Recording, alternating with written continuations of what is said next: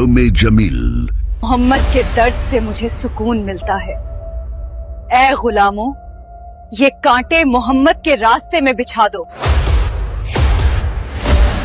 उम्मे जमील बहुत मालदार औरत थी। उसके पास सोने के भारी ज़ीवरात, हार, कंगन और गहने थे। वो कुरैश की औरतों में अपने माल और जीनत पर फख्र करती और कहा करती, मेरा माल और मेरा सोना मुझे किसी मुसीबत से बचा लेगा। जब सूरह लहब नाजिल हुई और ऐलान हुआ कि अबू लहब और उसकी बीवी जहन्नम में होंगे, तो उसने इस्तेहज़ा के अंदाज में कहा, मेरा माल और मेरा सोना मुझे बचा लेगा। लेकिन कुरान ने उस गुरूर का रद्द किया और फरमाया, मा अग़ना अन्हु मालुहु वमा कसब। यानी उसका माल और कमाई उसे हरगिज फायदा नहीं देगी।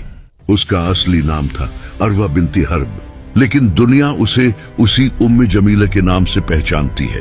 वो अबू लहब की बीवी थी, लेकिन हकीकत में वो उससे बढ़कर इस्लाम की दुश्मन थी। उसकी जुबान जहर थी, उसके कदम नफरत के रास्ते पर चलते थे और उसका दिल जलती हुई आग की तरह था। कुरान ने उसे हमेशा हमेशा के लिए एक लांत का निशान बना दिया।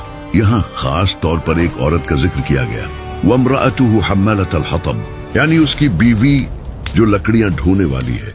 ये महज लकड़ियां नहीं थीं, ये वो कांटे और झाड़ियां थीं जो वो रसूलुल्लाह सल्लल्लाहु अलैहि वसल्लम के रास्ते में बिछाती थी। ये वो झूठी बातें और फितने थे जो वो लोगों के दिलों में भड़काती थी, और ये वो जहन्नमी लकड़ियां थीं जिन्हें वो अपने ही लिए जमा कर रही थी।